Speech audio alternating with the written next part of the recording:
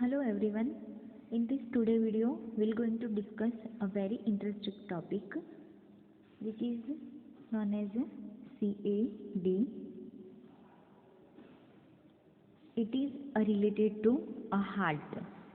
CAD, coronary artery disease, and also its another name is ischemic heart disease. तो આપણે discuss કરીએ deeply CAD વિશે. Coronary artery disease શું છે? તો કોરોનરી આર્ટરી ડિસીઝ તો આપણને નામ પરથી ખબર પડે કે કોરોનરી આર્ટરી ડિસીઝ જે છે એ શેના રિલેટેડ હશે? It's related to coronary artery. કે કોરોનરી આર્ટરી એ શું છે? તો કોરોનરી આર્ટરી એ જ આર્ટરી કે જે મેજર રોલ પ્લે કરે છે હાર્ટને બ્લડ સપ્લાય પહોંચાડવાનો. હવે એ કોરોનરી આર્ટરીની અંદર because of any problem, any cause કે કંઈ પણ વેરિએશન જોવા મળે, બ્લોક જોવા મળે, તો એનો જે બ્લડ ફ્લો જે છે એ ધીરે ધીરે ઓછો થઈ જશે. અને એ ઓછો જે થશે બ્લડ ફ્લો, એના કારણે આપણને કઈ કઈ કન્ડિશન જોવા મળશે એ કન્ડિશન આપણે વિડીયોમાં ડીપલી જોઈશું. ફર્સ્ટ, કોરોનરી આર્ટરી જે છે એ આર્ટરી અહીંયા આપણને જોવા મળે છે બિકોઝ ઓફ પ્લેક ફોર્મેશન, એથેરોમા, એથેરોસ્ક્લેરોસિસ. તો અહીંયા આપણે જોઈ શકીએ છીએ કે આ જે આર્ટરી જે છે એ આર્ટરીની અંદર આપણને યલો કલરનું જોવા મળે છે પ્લેક ફોર્મેશન. એ પ્લેક ફોર્મેશન જે છે કોલેસ્ટ્રોલ જે જમા થતો હોય, તો એ પ્લેક ફોર્મેશનના કારણે જે આર્ટરી જે છે એ ધીરે ધીરે કેવી થતી જશે? નેરોવડ થતી જશે, એટલે કે સાંકડી થતી જશે. હવે કોઈ પણ આર્ટરી જે છે એ નેરોવડ થશે, સાંકડી થશે, તો એના કારણે આ જે બ્લડ સપ્લાય જે છે, જે બ્લડનો ફ્લો જે છે એ હાર્ટને જેટલા અમાઉન્ટમાં પહોંચવું જોઈએ એ નહીં પહોંચે. હવે એવું નહીં થાય તો એના કારણે શું પ્રોબ્લેમ થઈ શકે એ આપણે જોઈએ. First, we'll discuss the definition.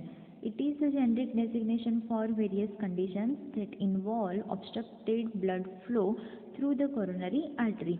It includes various diseases like MI, angina pectoris, atherosclerosis and cardiovascular disease.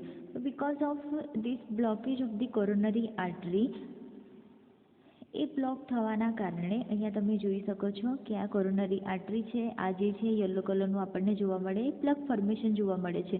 તો આ જે બ્લોકડ હોય એ ડિપેન્ડ કરે છે એની સિવિયરિટી ઉપર કે કેટલા પ્રમાણમાં બ્લોક છે.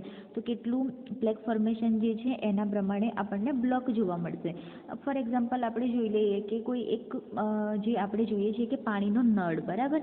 હવે પાણીના નળની અંદર અહીંયા જે ક્ષાર જે છે એ જમા થઈ જાય, ધીરે ધીરે ધીરે ધીરે ધીરે ધીરે વધતો જશે.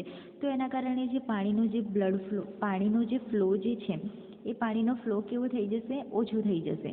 તો સેમ અહીંયા બી એવું જ છે કે આ કોરોનરી આર્ટરી જે છે એ આર્ટરીની અંદર શું થતું હોય? ધીરે ધીરે બ્લોકેજ અને પ્લેક ફોર્મેશન જે છે એ વધતું જશે.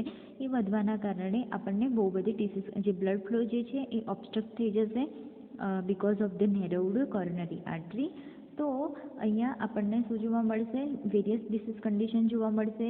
સીએડીની અંદર કઈ કઈ ડિસીઝ કન્ડિશન ઇન્વોલ્વ થાય છે એ જોઈએ. તો firstly MI, myocardial infarction, then angina pectoris, then atherosclerosis and cardiovascular disease આપણને જોવા મળશે. નેક્સ્ટ ઇઝ રિસ્ક ફેક્ટર, કે મોડિફાયેબલ રિસ્ક ફેક્ટર કયા કયા છે અને નોન મોડિફાયેબલ રિસ્ક ફેક્ટર કયા કયા છે એ આપણે જોઈએ. ફર્સ્ટ મોડિફાયેબલ રિસ્ક ફેક્ટર જોઈશું. એની અંદર ફર્સ્ટ છે કે હાઇપરટેન્શન. તો બિકોઝ ઓફ હાઇપરટેન્શન આપણને ખબર છે, હાઇપરટેન્શન આપણે ઓલરેડી ભણી ગયા. તો હાઇપરટેન્શનની અંદર શું થાય? તો જેના કારણે હાઇપરટેન્શનના કારણે બી આપણને અહીંયા શું જોવા મળે છે? સીવીડી અરાઇઝ થતું જોવા મળે છે લોંગ ટાઈમ સુધી ટોબેકો યુઝના કારણે. Then sedentary lifestyle, obesity, hormonal therapy, alcohol consumption, exercise and diabetes mellitus. તો આ બધા જે છે મોડિફાયેબલ જે રિસ્ક ફેક્ટર. હવે આપણે જોઈએ કે નોન મોડિફાયેબલ રિસ્ક ફેક્ટર. એજ, તો મેઇનલી એજ જે છે 45 યર્સ એજ મેલની અંદર અને 55 યર્સ એજ ફિમેલની અંદર. દેન હેરિડિટરી છે, જીનેટિક્સ, ફેમિલી હિસ્ટ્રીમાં જો કોઈને હોય તો, રેસ એન્ડ એથિનિસિટી. તો આટલા જે ફેક્ટર છે non modifiable risk factor which are responsible, કે જેના કારણે થઈ શકે છે સીએડી.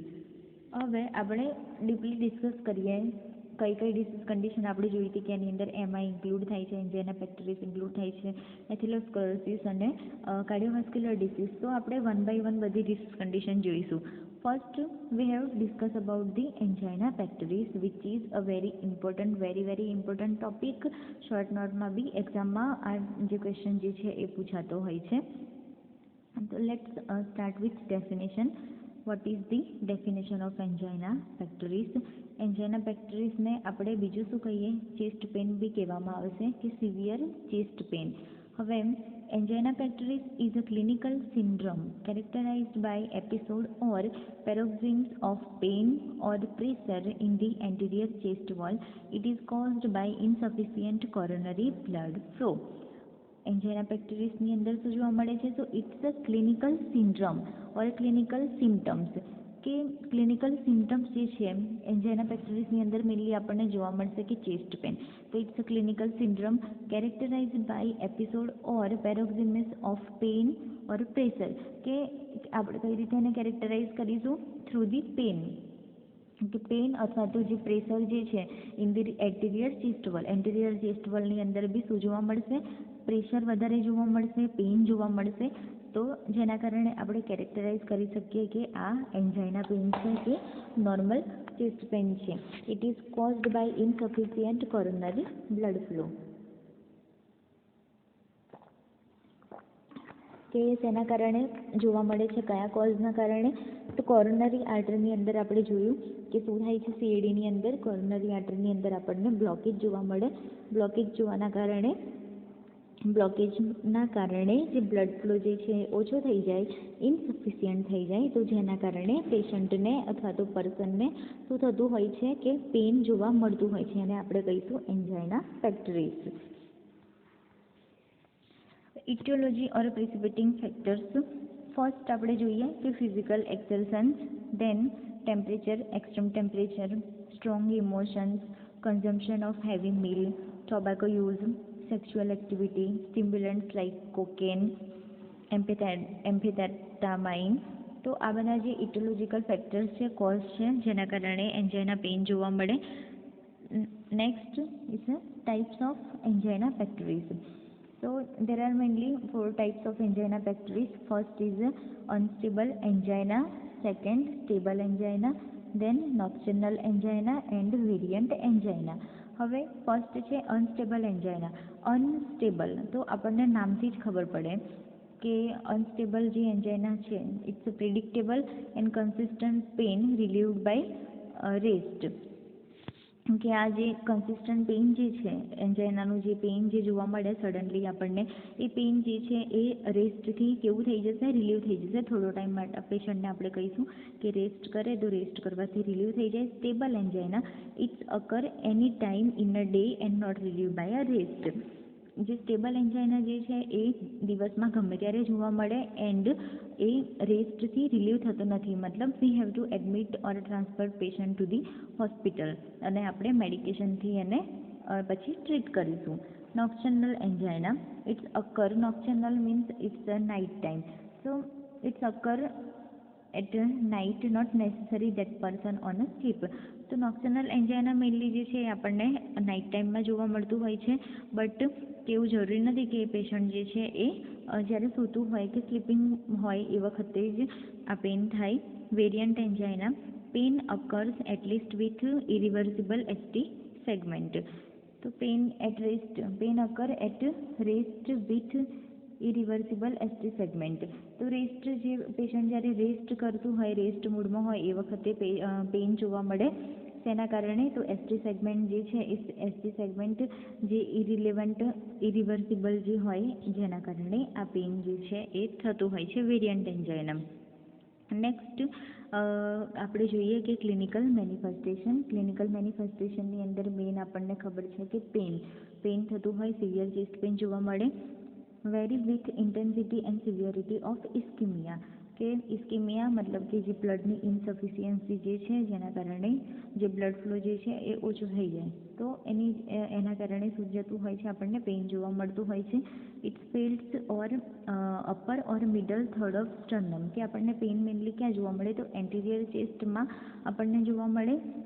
અપર અને મિડલ થર્ડ ઓફ સ્ટર્નમમાં first myoglobin release due to myocardial cell death and radiating pain, feeling of weakness or numbness, shortness of breath, dizziness, headache, nausea, vomiting, anxiety, cool and clammy skin, decreased blood pressure.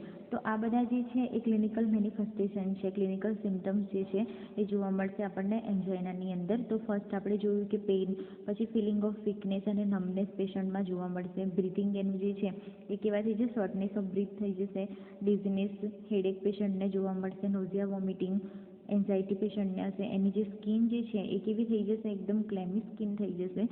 Blood pressure જે છે એ આપણે check કરીશું તો એ કેવું જોવા મળશે પેશન્ટમાં, ડિક્રીઝડ જોવા મળશે. So this all the clinical symptoms. Next is the diagnostic evaluation. Diagnostic evaluation આપણે કોઈપણ ડિસીઝ કન્ડિશનને આઈડેન્ટિફાઈડ કરવા માટે ડાયગ્નોસ્ટિક ઇવેલ્યુએશન કરતા હોઈએ છીએ.